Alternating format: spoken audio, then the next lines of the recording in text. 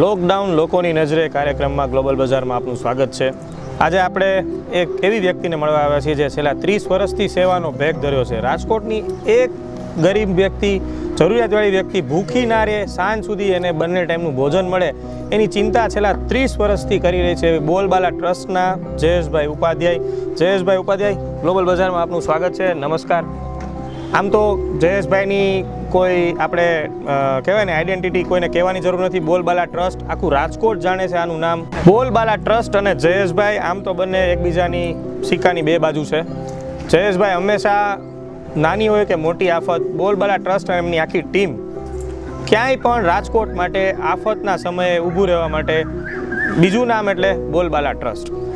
આજે આપણે જયેશભાઈના મોઢે સાંભળીશું કે આ કોરોનાની મહામારી સમયે લોકડાઉન જ્યારે છે, લોકો બહાર નથી નીકળી શકતા, ગરીબોને જમવાની વ્યવસ્થા હોય કે એમને બીજી કોઈ જરૂરિયાતની વ્યવસ્થા હોય, એ બોલબાલા ટ્રસ્ટ કેવી રીતે કરી રહ્યું છે એ જાણવા માટે આપણે જયેશભાઈ સાથે વાત કરીશું। જયેશભાઈ, ખાસ તો તમારી કોઈ મારે લોકો સુધી કહેવાય ને કે તમે શું છો, તમે શું કાર્ય કરો છો એ જણાવવાની જરૂર નથી। લોકો જાણે જ છે કે બોલબાલા ટ્રસ્ટ અને જયેશભાઈ શું કાર્ય કરે છે, પણ આ લોકડાઉન દરમિયાન બોલબાલા ટ્રસ્ટ કઈ રીતે લોકોની સેવામાં મેનેજ કરી રહ્યું છે એ અમારે તમારા મોઢે જાણવું છે। ખાસ કરીને જ્યારે વિશ્વમાં કોરોનાએ ભરડો લીધો ત્યારે ભરડામાં ભારત પણ ફસાણું અને ભારતની સાથોસાથ ગુજરાત અને રાજકોટ પણ। આવા સમયે જ્યારે વિશ્વ કોરોનાના દ્રષ્ટિએ ત્યારે અમને પણ મન થયું કે જેમ રામસેતુમાં ખિસકોલીની કંઈ ભૂમિકા હતી ત્યારે ભવિષ્યમાં કોઈ દિવસો યાદ કરશે કે કોરોના સમયે કાંઈ સેવા કરવા જોઈએ। ત્યારે અમે વિચાર કર્યું કોરોના માટે સરકાર ઘણું કરે છે, પરંતુ જેને કોરોના નથી થયો કાલે શું જમશે, પરમદી રસોડામાં વાટકામાં શું હશે, બરણીમાં તેલ હશે કે નહીં, કાલે જમવા માટે છોકરાઓનું શું, એવા સમય ત્યારે બહુ ચિંતા થઈ ગઈ કે કોરોનાના સમયે તો આપત્તિ આવ્યા પછી મૃત્યુ થશે, પરંતુ આ લોકો ભૂખ્યા ન મરી જાય, માણસોને ભૂખ્યું સૂવું ન પડે। ત્યારે રાજકોટમાં અમારું સૂત્ર હોય માનવ સેવા એ જ પ્રભુ સેવા। અમે એક એક માનવીમાં, એક એક વ્યક્તિમાં રામ જોઈ અને કાર્ય આદર્યું છે। ટ્રસ્ટ દ્વારા શરૂઆતમાં 1500 લોકોમાં આજથી બરાબર 34 દિવસ પહેલાં એટલે કે સમથિંગ 18 તારીખ આસપાસ અમે 1500 વ્યક્તિથી અમારું રસોડું શરૂ કર્યું બોલબાલા મંદિર ખાતે। ન કરે નારાયણને અમારે ત્યાં આગ લાગી અને બરાબર રસોડામાં મોટી આગના કારણે બોલબાલા ટ્રસ્ટનું રસોડું ભસ્મીભૂત બન્યું। એવા સમયે ટ્રસ્ટે ફરી પોલીસ કમિશનરને મળી અને હેડક્વાર્ટર માટે અમે અપીલ કરી અને અમે ટ્રસ્ટે એવી લાગણી વ્યક્ત કરી કે સાહેબ અમારી રસોડામાં આગ લાગી છે, તો કાલે આ રસોડા ઉપરનું રસોઈ કેમ બનશે અને લોકડાઉનમાં લોકો ભૂખ્યા રહેશે। ત્યારે એ જ મિનિટે રાત્રે ટેલિફોનિક સિદ્ધાંતિક મંજૂરી લઈ અને કાર્યવાહી કરી રાજકોટ શહેર પોલીસે અમારો વાહો થાબડ્યો અને તરત જ કીધું આ હોલ ખોલી આપીએ છીએ, કાલથી રસોઈ શરૂ કરો। મોટા પાયે રસોઈનું શરૂ થયું। મુક્તિ કર્ફ્યુના દિવસે પણ લોકોને પેટમાં કર્ફ્યુ ન થાય એની પણ ચિંતા કરી અને કહેતા મને આનંદ થાય છે અને દુઃખ પણ થાય છે કે આજે રાજકોટમાં 300થી વધુ લોકેશન ઉપર 30,000થી વધુ લોકોને એના જગ્યા ઉપર ખાસ કરીને કોને લગતા કોવિડને લગતા સિદ્ધાંતો મુજબ એક હાથનું ડિસ્ટન્સ રખાવી, હાથ ધોવડાવી અને કાર્યકર્તાઓ જમાડીએ છીએ।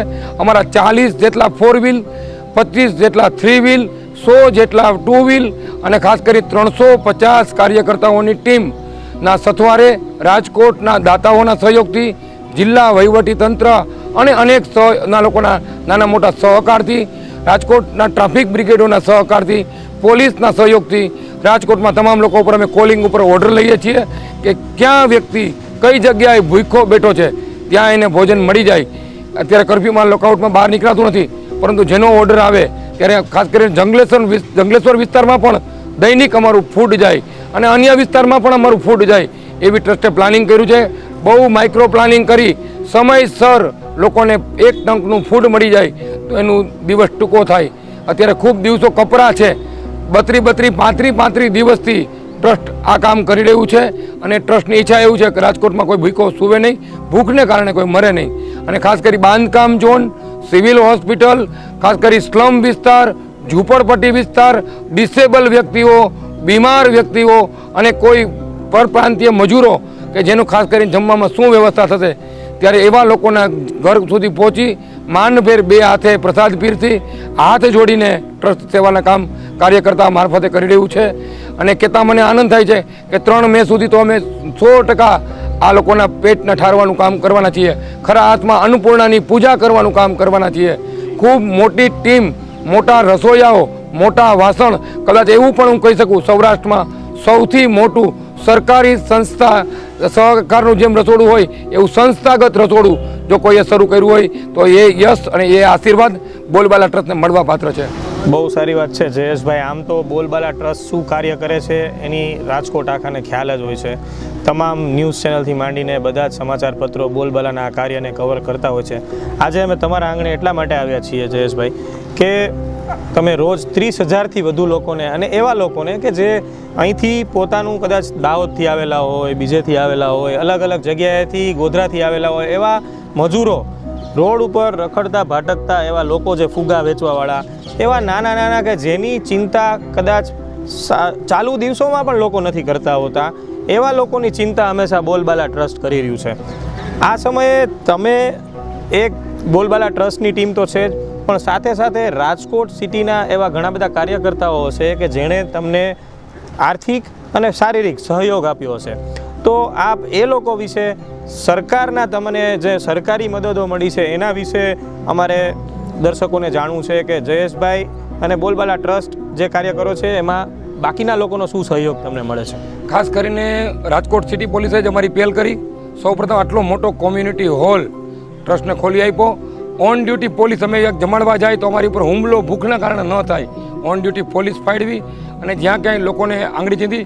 જિલ્લા વહીવટી તંત્રએ જે સ્ટીલ અને અનેક મનીષ મદેકા જેવા અનેક દાતાઓએ, હાથી મસાલા, ફૂલછાપ ટ્રસ્ટ, અનેક દાતાઓએ બોલબાલાના યજ્ઞમાં પોતાની આહુતિ આપી અને આ યજ્ઞને એક જળહળતો રાખવા ખૂબ મોટા પાયા ઉપર ટ્રસ્ટે એક હાથ ધર્યો છે.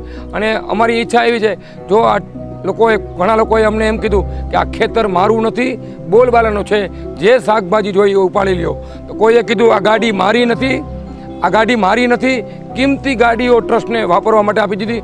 કાર્યકર્તાઓ જીવના જોખમે ઘરબારને પડતું મૂકીને બોલબાલા ટ્રસ્ટના માધ્યમથી આ ટ્રસ્ટ મોટું કામ કરે એટલા માટે ટ્રસ્ટને સમર્પિત બન્યા અને એક એક વિસ્તારમાં ગ્લોવ્સ, મોજા, સેનિટાઇઝિંગ મશીનની ટ્રસ્ટે વ્યવસ્થા કરાવી અને ખાસ કરી માસ્કની વ્યવસ્થા કરાવી કે કાર્યકર્તા ક્યાંય અંટાઈ ન જાય અને વધુને વધુ સેવા લાંબા સમય સુધી ચાલુ રહે. એવા હેતુથી અમે માઇક્રોફોન, સોશિયલ ડિસ્ટન્સનો મેસેજ અને અલગ અલગ મેસેજ લઈ અને ટ્રસ્ટે આ કામ આદર્યું છે. અને અમારી આશા એવું છે કદાચ ભગવાન ભોળોનાથ કે હનુમાનજી મહારાજ પણ અમને સાથ આપતો હોય, નકર આટલા દિવસો પાર પાડવા આજે ઘરમાં ઘરવાળી કહેતી હોય કે દૂધી લઈ આવજો, ટમેટા લઈ આવજો, એ પણ વ્યક્તિથી કામ નથી થતું. ત્યારે આવું 30,000 માણસનું રસોડું, રોજ સમૂહ લગ્ન, રોજ સંઘ જમણ, જે માનો તે રોજ યજ્ઞ અને રોજ ઉઠીને શરૂ થાય. સવારે 7 વાગે અમારો દિવસ શરૂ થાય છે, રાત્રે 11 વાગ્યા સુધી. જ્યાં ક્યાંય પોલીસ સ્ટેશનમાં કોઈ 188માં પકડાણો હોય તો એને પણ ભોજન મળે.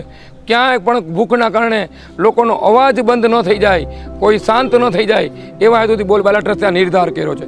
બોલબાલા ટ્રસ્ટ અને રાજકોટના ઘણા બધા સેવાભાવી સંસ્થાઓ, સેવાભાવી વ્યક્તિઓ, ઘણા બધા લોકોએ પોતાનું વાહન, પોતાનું આર્થિક મદદ, શારીરિક મદદ, અત્યારે જીવના જોખમે ખબર છે કે કોરોનામાં બહાર નીકળ્યા, સંપર્કમાં આવ્યા અને ગમે ત્યાંથી આપણને કોરોના લાગી શકે એમ છે, ત્યારે આ સેવા યજ્ઞ જે શરૂ કર્યો છે, સવારથી લઈ અને સાંજ સુધી 2 સમય જમાડવાનો, માત્ર જમાડવાનો જ નહીં, એ સિવાયના ઘણા બધી સેવાઓ છે, જેમ કે લોકોને માસ્ક પહોંચાડવા, એ સિવાય લોકોને અવેરનેસ આપવી કે કોરોનામાં શું કરવું. બોલબાલા ટ્રસ્ટ બધી જગ્યાએ પોતાના કાર્યકર્તાઓ સાથે ચોકે ચોકે ઊભું હોય છે, મહોલ્લે મહોલ્લે ઊભું હોય છે.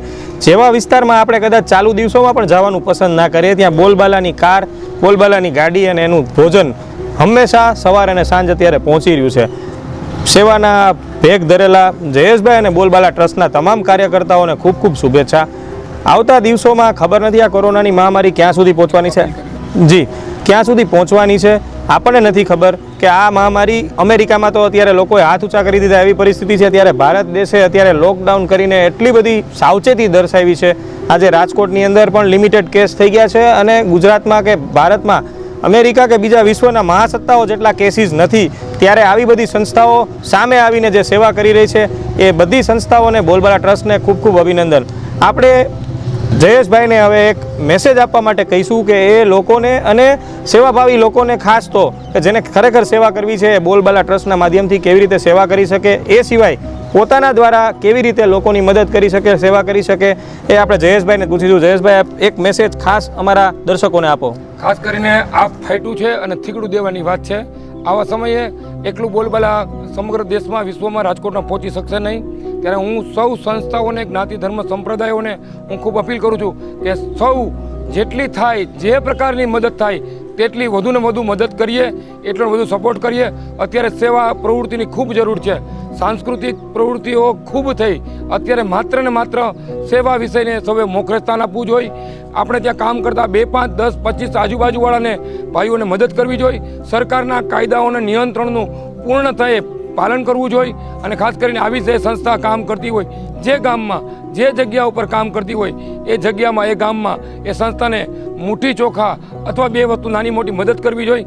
જેથી કરીને સંસ્થાઓ લાંબા સમય સુધીની આ યોજનામાં આ સંસ્થા ટકી રહે, સંસ્થાને આપની હૂંફ મળે, આશીર્વાદ મળે, એ બી મારી ખૂબ મોટી પ્રાર્થના છે અને મારી વિનંતી પણ છે.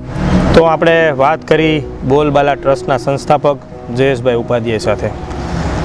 સેવા તો દરેક લોકો અલગ અલગ રીતે કરતા હોય છે, પણ અત્યારે ખાસ તો કોઈ લોકો ભૂખ્યા ના રહે, તરસ્યા ના રહે, એમને કાંઈ પણ તકલીફ હોય, દવાની જરૂર હોય, તો આપણી આજુબાજુ કદાચ આપણી પાસે શક્ય બને તો આપણે સેવા કરી શકીએ. એવી જ એક અપીલ જયેશભાઈએ તમામને કરી છે. બોલબાલા ટ્રસ્ટ તો 30,000થી વધુ લોકોને જમાડી રહ્યું છે, એમની સેવા કરી રહ્યું છે. ત્યારે હજી ઘણા બધા એવા લોકો હશે કે જેને કદાચ ભૂખ હોય, એને સુધી ભોજન ના પહોંચી શક્યું હોય. કદાચ આપણા ધ્યાનમાં એવા લોકો આવે તો આપણે બોલબાલા ટ્રસ્ટને પણ જાણ કરી શકીશું, અને આપણે પણ આપણા ઘરેથી, આપણી સોસાયટીમાંથી એક મિત્ર મંડળ બનાવીને પણ આવી રીતે ભોજનની અને બીજી વ્યવસ્થામાં સહભાગી થઈ શકીશું. આપનો ખૂબ ખૂબ આભાર જયેશભાઈ.